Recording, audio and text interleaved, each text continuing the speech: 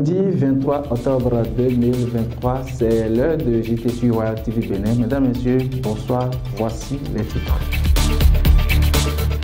4e édition du mois de consommation local dans le département du Plateau. La commune de Koubert a abrité l'événement. Vous suivrez le point dans ce journal. Déguerpissement du marché de Koubert dans la commune d'Akpro-Missirité. Les occupants du dit marché se prononcent. Et puis, après le congrès tenu à Parakou, la dernière fois est reçu sur Esaïe TV, Guy Mitokwe se prononce sur la situation du Niger. Vous suivrez les extraits dans ce journal. À nouveau, salut. À l'instar des autres départements du Bénin, le préfet du Plateau a lancé officiellement la 4e édition du consommation local dans son département.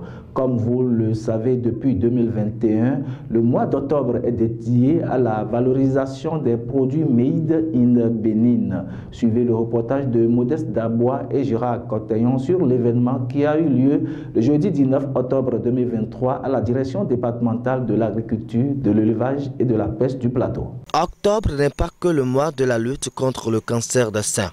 Le mois rose est également dédié au consommation local. Pour la 4e édition de cette initiative du ministère de l'Industrie et du Commerce, les 5 communes du Plateau se sont regroupées à la direction départementale de l'agriculture, de l'élevage et de la pêche pour promouvoir ce jeudi 19 octobre 2023 les produits purement locaux. Devant le préfet du Plateau, le maire de Pobé, quelques députés et les directeurs de la conférence administrative départementale, les forêts ont expliqué les valeurs nutritives des produits exposés. Du gari de toute nature, de l'huile rouge, du maïs, la liste est longue, toute made in Plateau. Nous sommes venus ici aujourd'hui assister à la foire départementale qui a été organisée par la direction de l'industrie et du commerce du Plateau. C'est une très belle initiative qui permet de révéler nos potentialités que nous avons dans la commune de Koubert. Dans le département du Plateau, nous produisons du riz, nous produisons du maïs et nous produisons beaucoup d'huile rouge, du tapioca et autres. Vous voyez, nous avons également des artisans qui font des choses que nous avons à vendre. Pour le préfet, cette édition va permettre de présenter les forces de la production locale et de poursuivre la dynamique du circuit de distribution et les mesures en matière de sécurité. Il s'agit d'une manifestation annuelle qui s'efforce non seulement d'apporter une réponse pratique aux difficultés de visibilité et d'impact commercial des entreprises locales, mais aussi et surtout de renforcer sous plusieurs formes les capacités entrepreneuriales des chefs d'entreprise du département du Plateau. En effet, depuis 2019, cette foire permet à un public très large de découvrir le génie créateur de nos producteurs locaux et le caractère innovant de leurs produits et de promouvoir les arts et la culture de nos régions. Devenu incontournable aujourd'hui, cette fois regroupée là. Cette année encore, près d'une 50aine d'entrepreneurs locaux et accueillera des centaines de visiteurs. Par ailleurs, le maire du chef-lieu du Plateau invite tout le monde à sortir massivement pour soutenir cette initiative qui valorise l'effort des producteurs locaux. Et profiter de cette occasion pour sensibiliser toute la population du département du Plateau qu'elles peuvent se déplacer pour venir au niveau de la direction départementale de l'agriculture où se tient cette fois jusqu'au dimanche prochain. Et inviter les promoteurs qui sont encore à la maison que c'est une belle occasion qu'ils peuvent saisir pour se faire valoir. C'est sur une note de satisfaction que le préfet et le maire Simon Dina ont lancé officiellement la foire qui va durer 5 jours. Installé depuis quelques mois et ayant connu assez de polémiques, le marché de Koubert dans la commune d'Akpro-Missirité sera déguerpi. Suite à la note du ministre du cadre de vie, la préfète de l'Ouémé, Dr Marie Akotrosou, ordonne le déguerpissement sans délai de ce marché. Ne sachant plus à quelle fin se vouer, les usagers du dit marché se prononcent.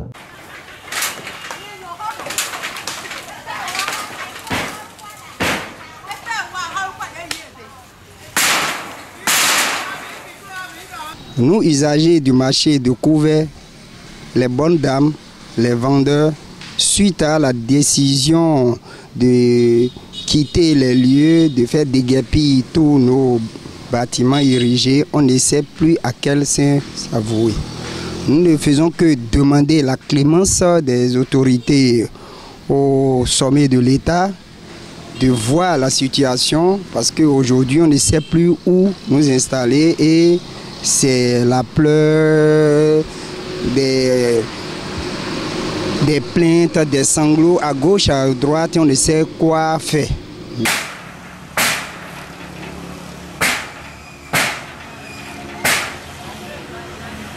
Notre souci aujourd'hui, il faudrait qu'au sommet de l'État, qu'on pense à cette paisible population de Misrété. Misrété, une grande commune des 77, nous n'avions pas un marché digne de ce nom. Et si tous ces usagers se sont retrouvés, les bonnes dames, pratiquement de tous les villages qui entourent le village central, on se retrouve aujourd'hui. Si le gouvernement pouvait prendre des mesures, voire installer un marché digne de ce nom, ce serait une grande joie pour toute la population d'Accra-Misrété.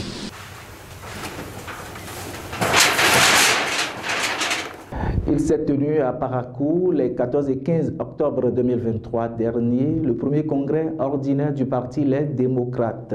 Après donc cette messe politique dans la cité des Kobourou, le secrétaire de la communication est reçu sur Esaïe TV.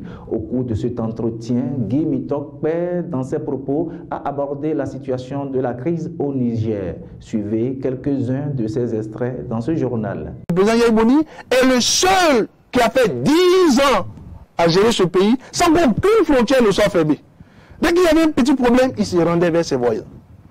J'ai juste... Vous avez fait une analyse. C'est une analyse et je continue mon analyse. Ceux qui nous suivent, ça non, mais je dis c'est une analyse et je continue mon analyse. Oui, allez-y. Est-ce que le président Yahya n'est pas le seul, depuis 10 ans, qu'il a géré le pays, à aucun moment nos frontières n'ont été fermées? Dites-moi si c'est faux. Maintenant, mais fait extraordinaire avec le président Patrice Talon. Non seulement nos frontières ont été fermées au Nigeria, je ne sais pas combien de fois, mais c'est fermé encore au Niger. Permettez-moi d'expliquer. Vous savez, je suis venu dans mon studio pour parler à nos compatriotes. Oui. Pendant longtemps, vous m'avez invité, je vous ai dit, je vous ai cité Ecclésias chapitre 3. Il y a un temps pour parler, il y a un temps pour citer.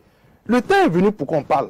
Et si le temps est venu pour qu'on parle, laissez pour qu'on s'exprime. Allez-y. Non, laissez on parler, on va s'exprimer, il n'y a pas de problème. Parce que le problème, c'est que non seulement le Nigeria a fermé sa frontière, mais le Niger a fermé sa frontière. Et comme j'ai vu un des députés de la mouvance dans ce même studio dire non, qu'il n'y a pas de belligérance entre le Bénin et le Niger et que c'est dans le cadre de la CEDEAO. Nous avons la présidence de la CEDEAO, on peut être plus royaliste que le roi, on peut faire plus de zèle que le Nigeria. On ne peut pas faire plus de zèle que le Nigeria. La Côte d'Ivoire, excusez-moi, je parle d'autres pays souverains, habitude que je n'ai pas d'ailleurs.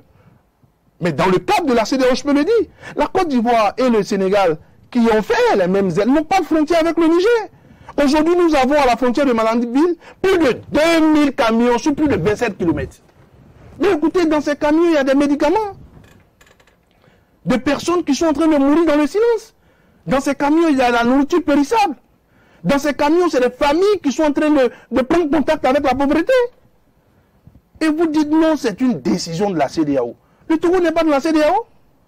Et quand une note de service des dirigeants actuels du Niger sort et dit que le Niger offre 10 000 mètres cubes de gasoil au Mali et au Niger, non, et au Burkina, on peut dire oui, ils sont désormais dans un même siècle. Mais quand ils disent nous offrons 10 000 de mètres cubes de gasoil au Burkina, au Mali et au Togo, mais vous devez vous poser des questions.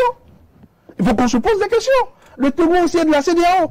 Il s'agit là de la haute politique. Page Inter à présent. Projet Football for Schools. Le président de la FIFA au Burundi. Ainsi donc, ce pays est devenu le 100e ayant bénéficié la mise en œuvre du programme Football for Schools de la FIFA.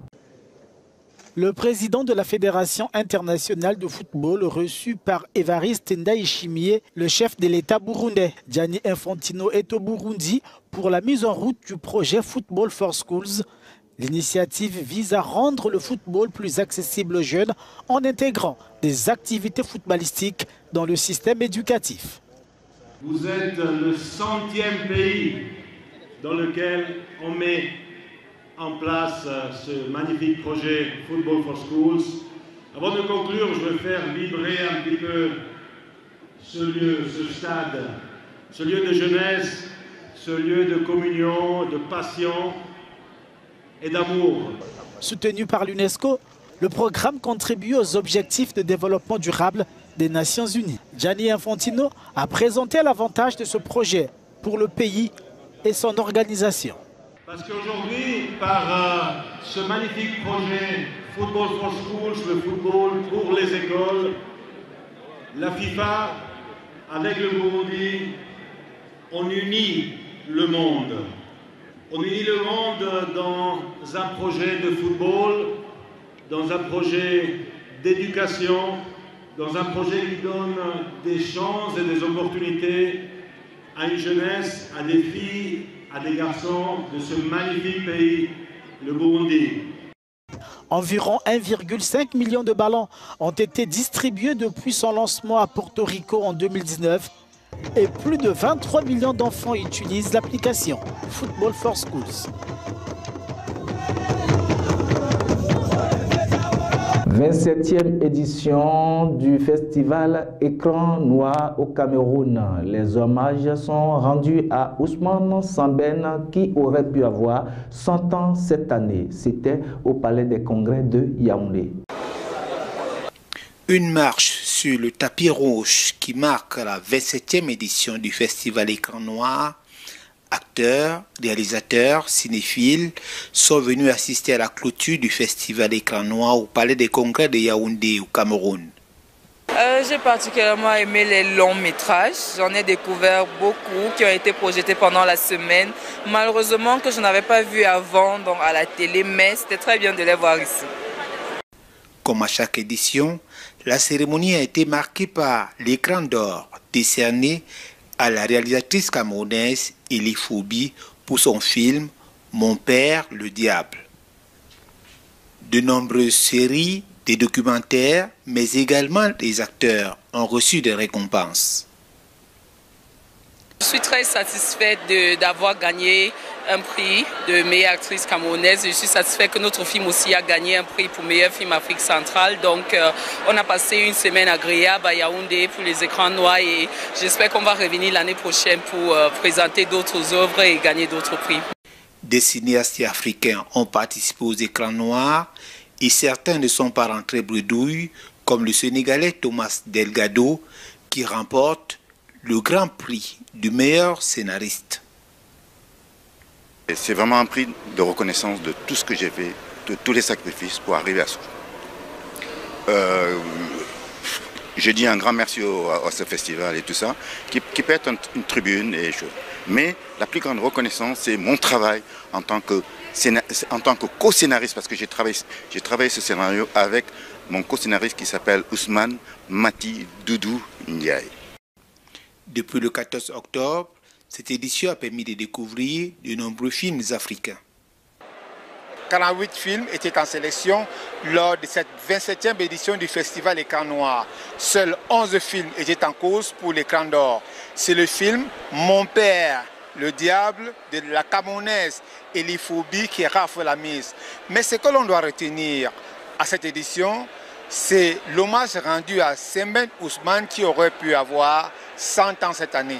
Lambert Ngwanfo, Africa News, Yaoundé, Cameroun. Refuser d'être indépendant, c'est accepter être un éternel esclave. Lorsqu'on doit toujours faire de courbettes à certaines personnes qui pensent que sans elles, l'on ne peut rien, le jour où elles vous tournent dos, vous allez recevoir un gros coup. Pour les marquer, vous devez travailler dur pour réussir.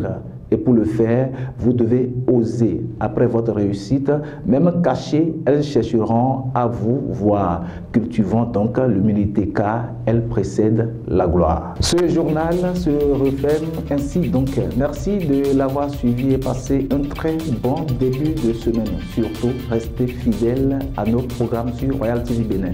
Merci et à la prochaine.